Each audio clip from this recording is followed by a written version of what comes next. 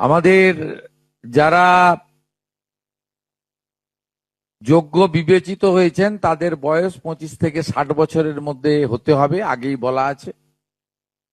কেন্দ্রীয় বা রাজ্য সরকার, কোন বিধিবদ্ধ সংস্থা, সরকারি আন্ডারটেকিং, পঞ্চায়েত, পৌরসভা, সরকার, সরকারি সাহায্যপ্রাপ্ত শিক্ষা প্রতিষ্ঠান অর্থাৎ শিক্ষক, শিক্ষাকর্মী,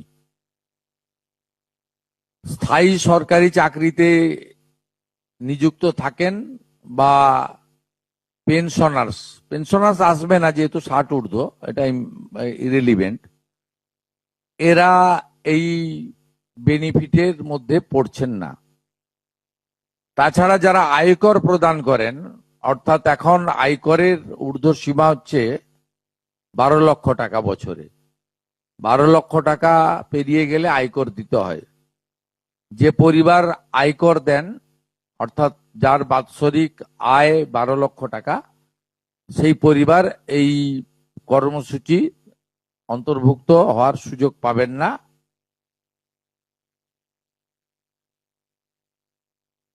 এবং যে মহিলা নিজে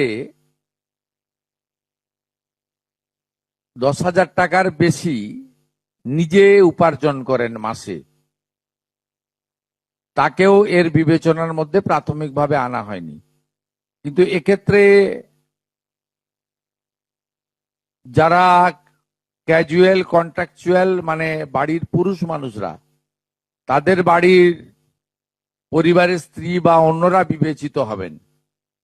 যদি কোনো মহিলা, এটা একটি নারী অর্থনৈতিক সশক্তিকরণের স্কিম, সেক্ষেত্রে যিনি সরাসরি নিজে 10,000 টাকার বেশি উপার্জন করেন তাকে বিবেচনা করা হবে না।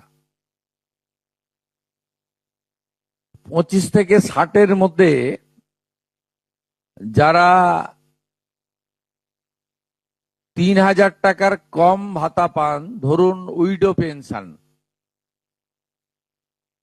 1,500 টাকা এই মাস থেকে হয়েছে, গত মাস পর্যন্ত ছিল 1,000 টাকা,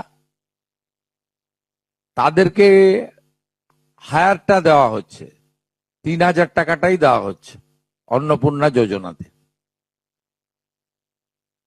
এই ধরনের যত স্কিম 25 থেকে 60 মহিলাদের রয়েছে, যারা 3,000 টাকার কম পান বিভিন্ন ভাতা, তাদেরকে 3,000 টাকার অন্নপূর্ণা যোজনার ভাতাটাই দেওয়া হচ্ছে। এক্ষেত্রে